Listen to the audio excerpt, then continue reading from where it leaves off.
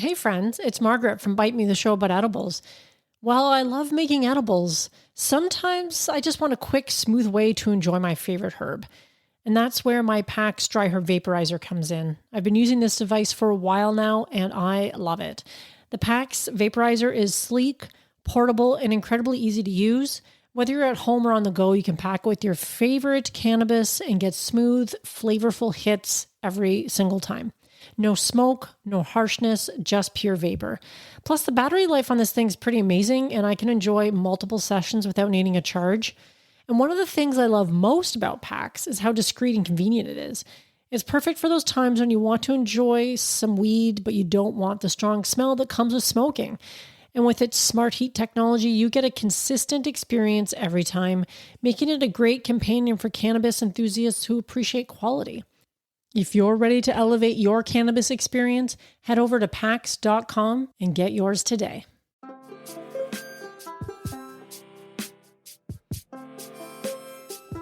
Hello, friends. Welcome back to episode 302. And today we are doing the best edibles for summer. Welcome to Bite Me, the show about edibles, where I help you take control of your high life. I'm your host and certified ganger, Margaret, and I love helping cooks make safe and effective edibles at home. I'm so glad you're here. Welcome back, friends, to Bite Me, the show about edibles, a podcast that brings you the intersection of food, cannabis, and culture, helping cooks make great edibles at home. I'm not a professional chef, so if I can do it, you can do it. And I say that the most lovingly way possible. I enjoy cooking, I really do. Although I will admit that I did not really start to get into baking until I started making edibles because that's just the way it is. I wasn't really into baking before I could get high from doing it. I did do a lot of bread baking, of course, which I did not infuse, but yeah, that's how I really got into baking. Even though I've done baking a lot throughout my life, I do have a lot of fond memories of baking with my grandmother. Because when I was a teenager especially, she would have us, my sister and I, over to her house, oftentimes one at a time so that she could spend one-on-one time with us. And I came from a pretty restrictive household, if you will, and because I grew up in a religious household. And one of the great things about my grandmother is how open-minded she was. And she would always let me play the music that I wanted to play. So she wouldn't say anything about it. She may have said, actually, now that I think about it, she may have occasionally said, like, I don't really get it or whatever, because I grew up in the 90s and there was a lot of great grunge music at the time. And I listened to all of that stuff. And it was not something that my parents liked me listening to. I remember they tried to get me into a little bit of Christian rock at one point, which just isn't the same. You know, when you're listening to Pearl Jam and Nirvana and Soundgarden and all these bands, the Christian equivalent is not going to cut it. But anyway, my grandmother would let me play this music while we baked together, and it was awesome. And I credit in a lot of ways my grandmother to initially giving me this interest in baking, even though I didn't really get into it until after I started making edibles. I mean, sure, I baked cookies and stuff and, you know, made the occasional cake and all that kind of thing, but I didn't really start to bake a lot until I started making edibles. And I credit her also to helping me learn a lot about conversions. Like the only reason I know that a teaspoon is 5 milliliters is because I baked so much with my grandmother, because I think she didn't know what else to do with us when we came over as teenagers. And I recall going over and we'd do like 3 or 4 recipes in a row and we'd be able to taste test and enjoy. And a lot of it would go into the freezer for special occasions when she had family over and stuff like that. But it is definitely a fond memory. And of course, another thing that I credit to my ability to do conversions is buying cannabis off the street. That is correct. I mean, the only reason you know there's 16 ounces to a pound or 28 grams to an ounce is because of cannabis. That's the only reason. Or 454 grams equals a pound. I mean, you might learn that from butter as well. But in any case, where was I going with that? I'm not even sure. I'm so glad that you're here. If you're tuning in for the first time, this will be a fun episode because it's sort of a roundup of some of my favorite summer edibles. This episode is coming out in the first week of June, and we're finally going to be getting some great weather here in Ontario, which is where I'm located. We've had a pretty rainy spring so far, but summertime is a time that Canadians in particular really yearn for. So when summertime hits, we want the edibles that we're enjoying to reflect our mood, our vibe, our summertime activities. And so this is going to be a great roundup episode. Now that I've been doing this podcast for a few years now, I have accumulated a pretty large repertoire of recipes that I've done over the years. And I am going to be sharing some of my favorites. I mean, I was going through quite a few of these recipes and episodes that I've done in the past, and it really was hard to narrow it down, but I tried to find some that I think you would find useful. And of course, if you are listening and you've been a long-time listener, I really do appreciate you, because this podcast would not exist without you. And if you want to continue the conversation, I started the Bite Me Cannabis Club because podcasting can feel pretty lonely sometimes. And if you're interested, I can show you more about what it's about over at joinbiteme.com. And I encourage you to check it out, because we will be talking more about this over there. Before we get into summer edibles that slap today, I just wanted to share a couple of things with you. I got a new rating and review, and it was 5 stars, entitled "Great, love the show, much love from Melbourne, Australia," and that came from Spencer01. And thank you for the love from Melbourne, Australia. It's so crazy to think that this podcast really is a worldwide podcast, and there's people from all over the place that are listening to it. And I appreciate you taking the time out to create a review, and that really does help spread the word about the show. I am a pretty niche podcast. It's a small podcast. These reviews really do help spread the word about the show, as does sharing this episode with somebody that you think would enjoy it. So if you think someone out there would enjoy this episode, please share it. You can open up your phone and text it to them right now, and that helps a lot too. The next thing I wanted to cover is I got some fan mail that I thought you folks would find interesting. And this one comes from a listener in Rochester, New York. Hey, Margaret, I just listened to your podcast about the infusions and trials and tests that you did. One of the things you forgot to mention was the coloring in the shorter infusion.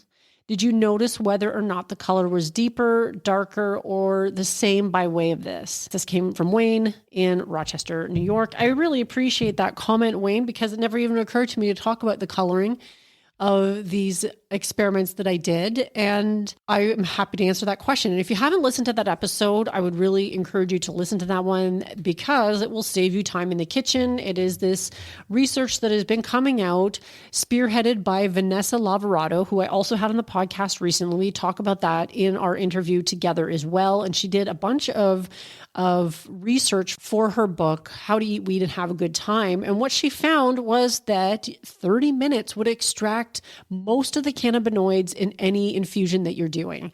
I have typically done a 2-hour infusion as per the usual advice out there. When I had her on the podcast and she told me this, and I have her book as well, I was like, I need to try this out for myself. So I did a few experiments on my own just to confirm what she was telling me. And lo and behold, she was right. I did 2 experiments with butter and with olive oil. And I did 1 30-minute infusion for each and 1 2-hour infusion for each. And I used my T-check to test them both.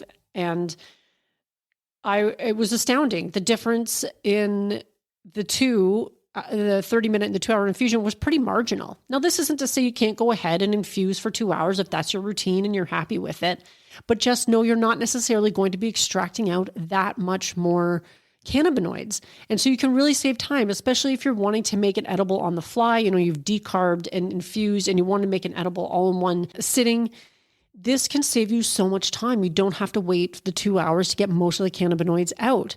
Now, again, I go much deeper into that in the episode on 30-minute infusions and some of the science behind that now that I dug into it. And of course, big shout out to Vanessa Lavorato, who has discovered this and is helping us save all this time in the kitchen. Her book is fantastic as well. If you haven't checked that out, it is a great cannabis cookbook to have on your shelf, but she does get into a lot of the science that she found in her own research when she was doing all these lab tests. And I believe she did over 200. So I did a couple just to see for myself, because I was curious. She did over 200. Yeah, Vanessa is the OG for making this realization that we don't need to spend so much time in the kitchen. But to answer Wayne's question, I did not notice a difference in the coloring. Now that could be because I wasn't necessarily using a ton of cannabis. And if it was, if I was using a lot more cannabis in these infusions, maybe the color would be darker for the 2-hour infusion. But I just had to run up and look at my own butter infusions in particular, because the olive oil pretty much looks the same as well, but the butter was almost identical in color. So I didn't notice a big difference there. You may experiment on your own and see what you find. There could be a few factors involved in that. The longer you infuse for, the more you're going to be extracting out things other than the cannabinoids, like the chlorophyll that will give it that green taste. So there are a lot of advantages to having that shorter infusion time. So check out that episode, save time in the kitchen, because now that summer is here, baby, we are going to be out there enjoying the beautiful weather, and I have some edibles for you that will help make your summer. Let's get into it. Now that the sun is out and the days are long, I really do love this time of year, because leading up to summer solstice, which is June 21st this year, that is the longest day of the year, and it'll be bright out at after 9 p.m. here. And I just love those lazy summer evenings. I'm sure many of you out there do as well. But it's the perfect time to talk about cannabis-infused treats for the hot days, the beach days, the backyard barbecues. I love a backyard barbecue. And so I've shared a bunch. So today we're going to be talking about a bunch of my summer-ready recipes that will help you enjoy the summer to the best of your ability. And I'm bringing it all together in this one episode. So I will, of course, be doing more episodes all summer long, every Thursday, as you've come to expect.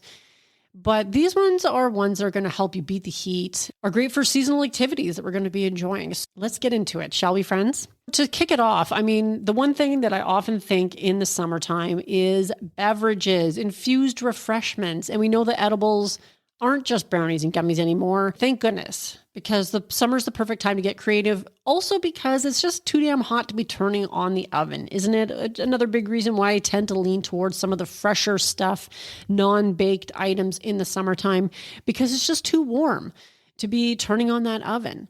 So I have a few that I think that you will enjoy. And the first one that comes to mind is infused mojitos. Now, I did this for an episode not that long ago, actually. I can tell by the photos in the post. I love a mojito, and this was a non-infused version. And if you have those herbs growing in your garden, then it's even better, because I did plant a bunch of herbs this year in a pot on my deck.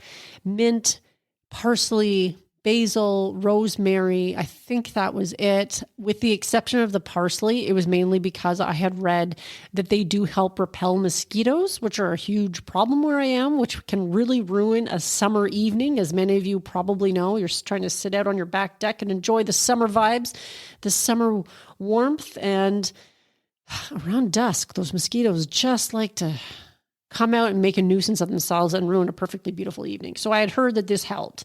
And so I planted them, because also, who doesn't love fresh herbs in the summertime? So that was partly my rationale. And so this summer mojito is a perfect one to enjoy.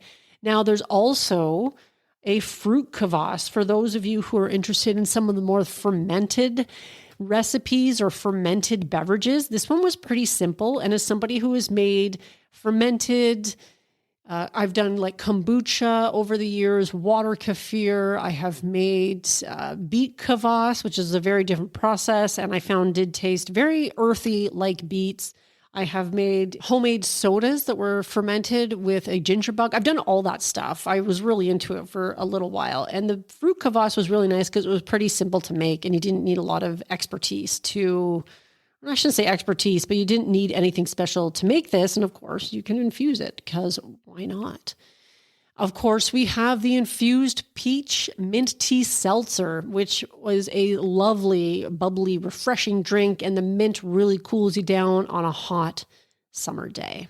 So that's where I'm leaning towards when it comes to cooling off. But what if you aren't really into the beverages and you prefer something colder even? I love the tequila lime pops recipe. I have been making this recipe for quite a few years now, probably even before I was making edibles, because I love it so much. You don't need the tequila. You can leave it out, but the frozen treat with a little citrus, it's got a beautiful kick. So I really recommend the tequila lime pop. Now, what if you're getting into specific activities over the summer? Maybe you're doing a beach day or you're enjoying some outdoor sports. Maybe you've gotten into the latest craze of pickleball, which is still something that I would like to try. Wouldn't it be nice to enjoy, get a little high and enjoy some pickleball? So maybe it's beach days. Maybe you're out playing pickleball. Maybe you're going camping or enjoying a cottage weekend. Maybe you're going to that barbecue potluck or summer pool parties or neighborhood picnics. There's all kinds of ways that we're enjoying the outdoors. So for all of these types of activities, no matter what it is that you're doing, you can find an edible that will work for you. I'm going to suggest, first of all, no-bake breakfast bars, because of course they can be used for not breakfast as well. And they make a pretty calorie-dense fuel when you're on the go, as do protein energy balls. So I would recommend both of those, especially if you're going to be doing some hiking. I know some people who love to go hiking in the summertime, and these are something that can be easily stashed. They're portable, they're easy to dose, and they're not going to stink up your backpack, and you can enjoy some nice elevation. You can feel engaged and uplifted while you're enjoying your summertime activity. These energy balls, which not only can you dose them how you see fit when you're enjoying your activity, maybe that's with CBD, a THC CBD ratio, maybe you want high THC, but they're also going to give you that energy that you need to keep going when you're enjoying a beautiful day. For the summer barbecues, parties, picnics, all those kinds of things, the first thing I'm going to recommend, of course, for your barbecue side is an infused barbecue sauce. I mean, that's going to lend itself well to all kinds of different things that you're going to be putting on that grill. I myself have a charcoal grill, and I am a fair weather barbecuer. You will never see me out there shoveling the snow off the deck so I can get to barbecuing. It just seems so unpleasant to me. It's one of my favorite things to do. I'll sit out on the deck. I will enjoy some cannabis. I will enjoy a cannabis beverage oftentimes. And, enjoying some of the beverages already mentioned to enjoy while you're doing your barbecuing is another good way to make good use of the herbs or whatever else it is that you are going to be making use of. Barbecue sauce that I have here today is a sugar-free version. So expect to find that in the show notes. And of course, I did an episode not that long ago on curry ketchup, which can be a nice addition to your burgers, your hot dogs, or any kind of things like that you're making for summertime. So those are some great options for the barbecues. But what if you're going to a picnic or a potluck and you want to bring something? How about a fresh Mediterranean beef salad? Maybe you've cooked the beef on the barbecue, but the salad comes together beautifully and it's light and refreshing and doesn't require a lot of time in a hot kitchen. And of course, a favorite of mine as well is the 3-bean salad, because you can make this ahead and it's really simple ingredients. If you have an infused olive oil, it's going to work perfectly for the sauce on this, and you can make a pretty big batch and enjoy it for a few days. And it's going to be nutrient dense. It's really good for you, as is the Mediterranean salad. What summer would be complete without your chicken carnita tacos? I mean, tacos just are good any time of the year, but in the summertime, I think they hit a bit different. And I think the last thing I didn't mention, which can be really nice for summer mornings, maybe you've had some company over and you need to feed them, having some granola. Just good old-fashioned granola. I love to make a big batch of this stuff and then have it on hand because it's really nice on top of yogurt. I mean, technically, I guess you could eat it like a cereal. You can pack it for hikes and trips and road trips. And that's another great option as well. Now, did I miss anything? I think that's pretty much it.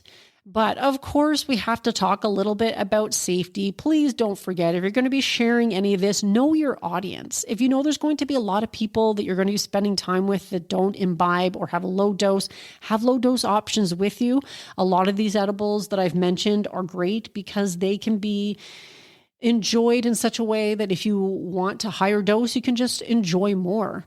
And that's a really easy way to go about it. Maybe you want to have some non-infused options or opt for CBD for some of your edibles, depending on the circumstance. As always, and you already know this, label, label, label. This one is so important, especially if you're bringing something to someone else's place of residence. You want to make sure that it is abundantly clear that this is infused, whether it's THC or CBD. You still want to allow people to make informed decisions about what they're putting in their bodies. So label, label, label, make everything super clear. You'll be glad that you did it. Keep the servings on the lower end. If you're going to be spending some time in the sun, you want to be mindful of how you're storing your edibles because some can degrade in the high heat. You don't want to be making a Mediterranean beef salad and having it sit out in the sun. I mean, that might not be the ideal way to handle that, but so have your coolers, keep them in shaded areas. Avoid redosing too quickly. Hot weather may intensify the effects, especially if you're dehydrated or if you're a little newer to cannabis. So just know your dose and be patient. Even if you're pretty experienced with edibles, I've seen it happen time and time again where people just redose too quickly. May have been guilty of that a time or two myself. Don't do anything risky while you're really high. You want to enjoy your buzz safely. We want everybody to have a fun and enjoyable summer and not be spending any time in emergency rooms. This is a little redundant to say. I know you're all smart. Just for my due diligence, of course, don't forget to keep any of your infused goodies away from kids, pets, or unsuspecting friends, because nothing ruins a summer activity or a summer barbecue like an accidental dose. But pets, please know that pets do not tolerate THC. Anytime you see anything marketed for pets, it's going to be CBD based. Pets do not do well with THC. So there you have it, my friends. This is your unofficial guide to infused summer vibes. So whether you're chilling on a dock, you're sweating it out on a trail, maybe you're hosting a backyard bash, there is a cannabis edible that will fit the moment. And if you weren't really inspired by anything that I listed here, I would be quite shocked actually, but you can find a whole lot more over on bitemepodcast.com. And as always, I'm going to have show notes for this episode that will have all the ones that I mentioned in today's episode all in one place so that you can easily find it and get into enjoying the summer. I love June for a lot of reasons, not only because summer solstice, like I mentioned earlier, it's also my birthday this month and also the anniversary of Bite Me, which is pretty remarkable as well that I'm still here years later. This will be the 6th anniversary. Can you believe it? I can hardly believe it either. I have loved every minute of doing this show, and I will be, hopefully, universe willing, putting out a whole bunch more for you to enjoy because edibles is how I love to consume cannabis. It's my favorite way. Now, I want to know from you, what's your go-to summer edible? Or better yet, try out one of the recipes that I've talked about today and tag me on the socials or join the Bite Me Cannabis Club and talk about it over there because I just want to inspire everyone to have a deliciously elevated Bite Me summer. As always, you can find the show notes, recipes, juicy details over at bitemepodcast.com. And I think that's it for this week, my friends. I am your host, Margaret. Day high. Hey friends, it's Margaret from Bite Me, and I wanted to tell you about something a little bit different today, my new favorite pair of shoes. I recently bought myself a pair of 8,000 Kicks waterproof hemp shoes after having the co-founder on my show for an interview, and let me tell you, they have been a game changer. These shoes are not only super stylish, but they're also made from sustainable hemp, which means they're eco-friendly and durable. And the best part, they're fully waterproof. What I love about 8,000 Kicks, besides the fact that they're waterproof, is that they're also lightweight and breathable, so I can wear them all day long without any discomfort.